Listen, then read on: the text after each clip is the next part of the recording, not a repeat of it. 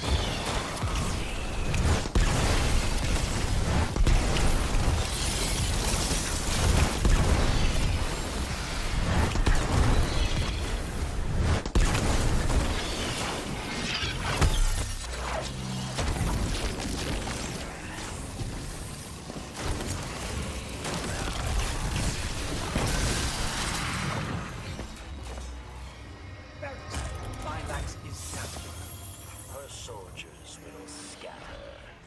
But there are other powerful Apexmen that will stand